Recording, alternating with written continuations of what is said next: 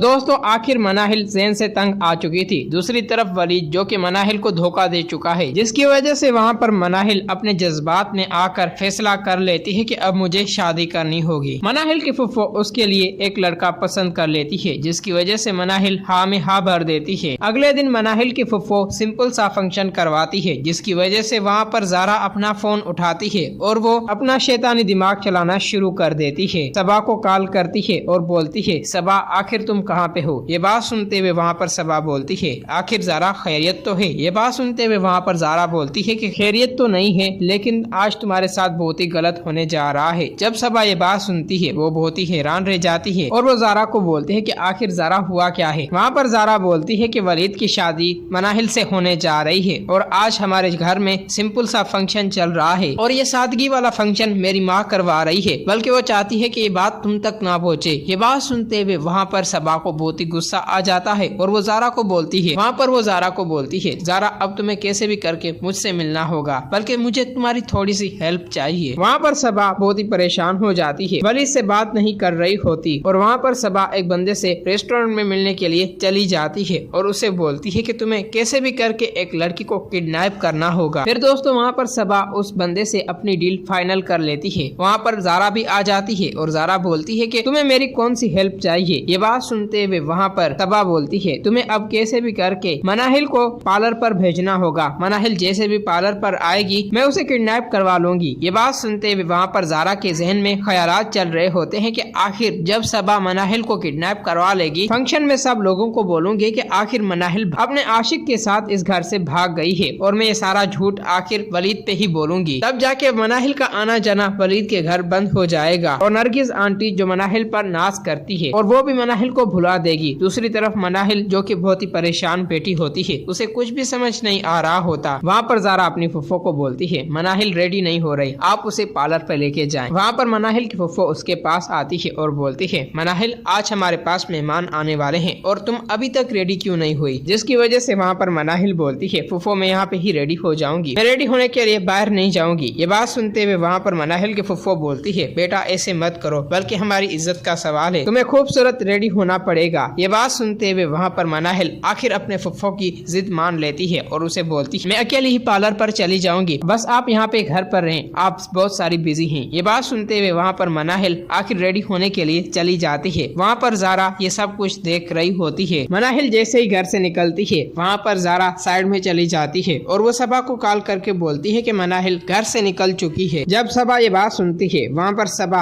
अपने बंदे को कॉल करती है और उसे बोलती है कि मनाहिल घर से निकल चुकी है, तुम उसका पीछा करो और तुम्हें अब कैसे भी करके उस लड़की को उठाना ही होगा। ये बात सुनते हुए वहाँ पर सबा का बंदा बोलता है कि मैं रेडी हूँ। फिर दोस्तों वहाँ पर सबा का बंदा मनाहिल का पीछा कर रहा होता है। दूसरी तरफ मनाहिल बहुत ही अपने आप को अलोन महसूस कर रही होती है और वो वलीद को याद कर रही होती है कि आखिर वलीद तुमने मेरे साथ अच्छा नहीं किया, मुझे अपना समझते ही नहीं और आखिर अब तुम्हारे दिल में सबा के लिए मोहब्बत पैदा हो चुकी है, जिसकी वजह से वलीद तुमने मुझे अकेला छोड़ दिया। वहाँ बंदा उसके सामने आ जाता है और मनाहिल को रोक लेता है और मनाहिल को बोलता है कि तुम कहाँ जा रही हो, जिसकी वजह से वहाँ पर मनाहिल डर जाती है। वहाँ पर सबा का बंदा आखिर मनाहिल को बेहोश कर लेता है और अपने बंदे के साथ मनाहिल को लेकर वहाँ से चला जाता है और सबा को बोलता है कि सबा तुम्हारा काम हो चुका है। दूसरी तरफ ज़ारा को जब ये बात पता चलती है कि आखिर मनाहिल अब वापस नहीं आने वाली, मनाहिल का इंतजार कर रहे होते हैं। मनाहिल की फुफ्फो और ज़ैन बेहद परेशान होते हैं और वो सोचने लगते हैं कि आखिर मनाहिल कहाँ चली गई और वो अभी तक क्यों नहीं आई। वहाँ पर ज़ैन अपनी माँ के पास आता है और उसे बोलता है, मेहमान मनाहिल के बारे में पूछ रहे हैं और अभी तक मनाहिल का कोई पता नहीं। ये बात सुनते हुए वहाँ पर मनाहिल की फुफ्फो ज़ैन को बोलती है, ज़ैन बेटा वो पार्लर से रेडी होने के लिए गई थी और वो अभी तक घर नहीं आई, वहाँ मैं उसे ढूंढने के लिए निकलता हूँ। ये बात सुनते हुए वहाँ पर ज़ारा आ जाती है और बोलती है, भाई आपको कहीं जाने की जरूरत नहीं है, बल्कि मनाहिल इस घर से भाग चुकी है और वो कभी भी वापस नहीं आने वाली। ये बात सुनते हुए वहाँ पर ज़ैन बोलता है